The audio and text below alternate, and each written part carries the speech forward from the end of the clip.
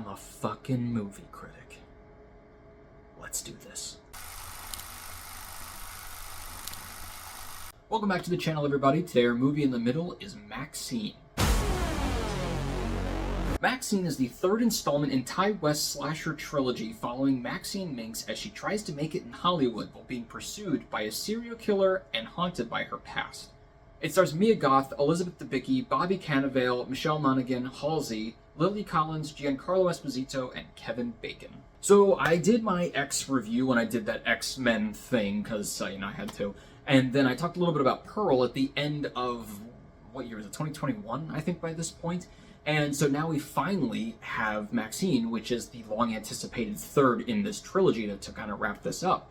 And this has been a very interesting trilogy thematically and in terms of just general plot, which I'll get to in a little bit.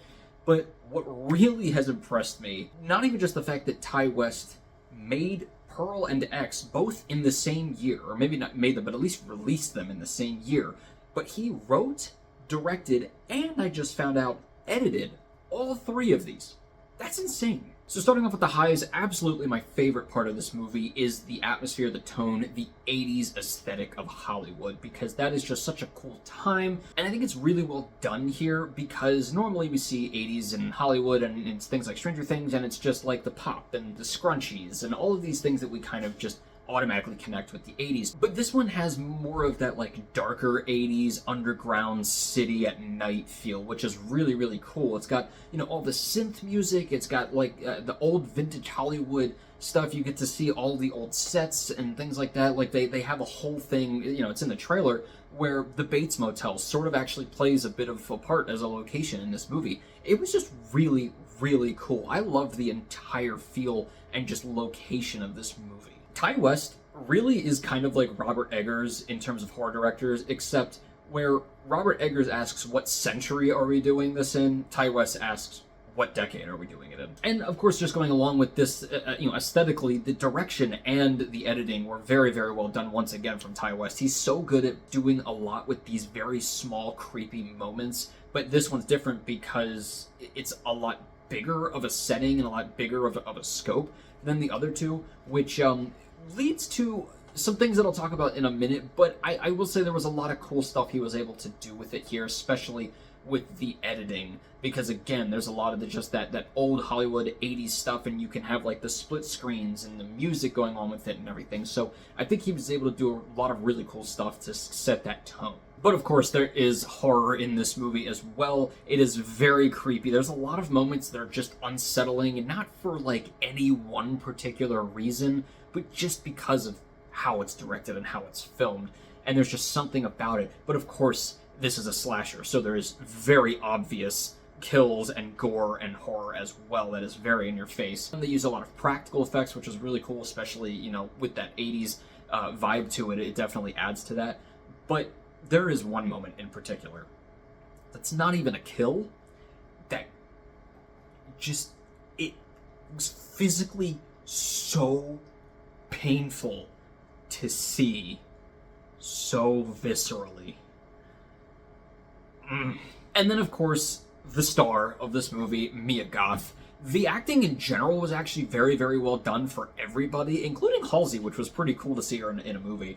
But the star is obviously Mia Goth as Maxine Minx, and she was very, very good in this movie. Once again, she just possesses that presence on screen, but also she's able to do a lot of more subtle acting as well, so she can kind of do a whole range. She can really play anybody, including, but not limited to, Taylor Swift. So I really only have one big low with this movie, and that is pretty much the pacing / the third act. I saw this thing that somebody said where Ti West is such a good director that he needs to put his directing skills to use in a movie that isn't going to be limited by its genre, like the slasher films, obviously being a horror and then also very, very plot-based. A lot of times it has these limitations or these boundaries or, something to confine him. And the thing about Ti West is that he can do a lot with a little. Both X and Pearl are very quiet, very simple movies, and he thrives in taking something small and making it really, really creepy, taking your time with it, being very quiet. rather than having a lot and having to funnel it down into a movie. And that's kind of what happened here, because there's about 3 or 4 main plots that are going on simultaneously. And it's very cool for like the big scope of the movie and the location of the movie, but the third act, even honestly, I would even say maybe just the second half of the movie, for me, just really kind of dropped off, because it either felt rushed, like they rushed through a lot of the rest of the subplots and wrapped them up very nicely with a bow, or they just completely sort of dropped 1 or 2. I don't know, it felt very weird, because Ty West is so intentional with everything that he does. And it almost honestly kind of felt like 2 separate scripts, because the first half is so well paced, there's a lot going on, you know, it takes its time with all these little moments, and specifically Maxxine as the character is very powerful. She stands up for herself, you know, she very much shows that like you are not going to fuck with her. And then in the second half, it's again rushed, at least to me. There's a lot that kind of comes to a head very quickly, and Maxxine as a character, for me, maybe I was just looking into it too much. It didn't seem like she did as much. It seemed like she was a lot more passive, that she wasn't able to stand up for herself and stick up for herself without the aid of somebody else. I don't know, it just felt like 2 very different scripts. Not even 2 different movies necessarily, but just 2 different like scripts of how they were approaching. And what the end ended up being is obviously this mystery of who is like the slasher. I didn't predict it. Some people are saying it's very predictable. I didn't think it was predictable, but it was a little bit cartoonish. You know, but basically it took like what was a lot of the themes that have come up in these movies, you know, about things like, you know, sex and religion and how those things go together and who's kind of on the right side or whatever. It took those things which in the other 2 were very subtle, were very, you know, made you think a lot about them and a little bit intricate, not too complex, but it kind of made it very black and white. Just, this is good, this is bad, that's it. And it was almost a little caricaturish. And the thing is like, one part of me gets it, because what they're criticizing, it is a little bit caricaturish in real life. But with how the rest of this series has been so far, even up to about halfway or 2/3 through this movie, it just felt like it should have been done a little bit, I don't know, I don't want to say more tastefully, but I think a little bit more subtle. And it was just very in your face, on the nose.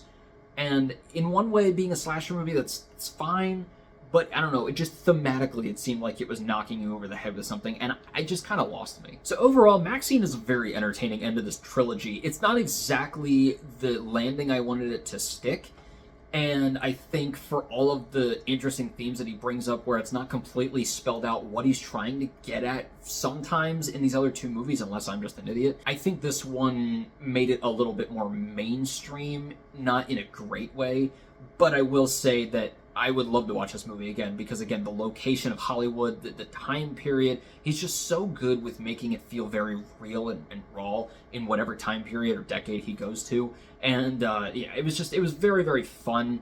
I do wish that, you know, he could have stuck the landing a little bit more, but overall, I would say that this is definitely a very cool exit for Maxxine Minx, although I have heard that maybe he's doing another one. I'm not sure. I'm going to give Maxxine a 3 out of 4. Well, guys, let me know what you thought of Maxxine. Where does it rank among the others in the trilogy? Which one did you like the most? A lot of people really attach on to Pearl, man. Like, that's one of those things where people are like, yeah, Pearl. I'm like, you know she's not, like, a good person, right? Like, she's the villain. You're scaring me. And as always, keep your hopes high, your stress low, and movies right in the middle. I'll see you guys later.